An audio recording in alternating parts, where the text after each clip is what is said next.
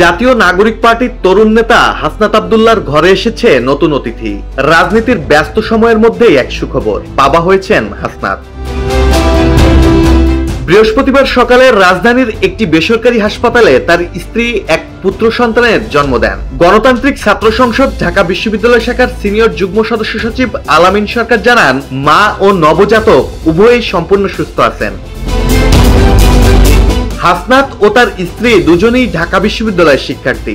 2016-17 শিক্ষাবর্ষে ইংরেজি বিভাগে ভর্তি হন হাসনাত এবং সেখান থেকে শুরু তার ক্যাম্পাস নেতৃত্বের যাত্রা। কোটা সংস্কার আন্দোলন থেকে বৈষম্য বিরোধী ছাত্র আন্দোলনের নেতৃত্বে উঠে আসেন তিনি, আর সেখান থেকেই আজকের এনসিপির দক্ষিণাঞ্চলের মুখ্য সংগঠক। জীবন অবাক না করলে কে করবে? 28% মিল্ক ফ্যাটের অবাক করার সাথে ফ্রেশ মিল্ক পাউডার। জীবন অবাক করুক প্রতিদিন।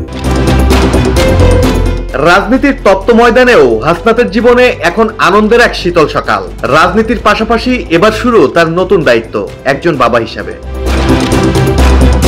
মাহমুদুল হাসান শাওন, জয় জয় দিন।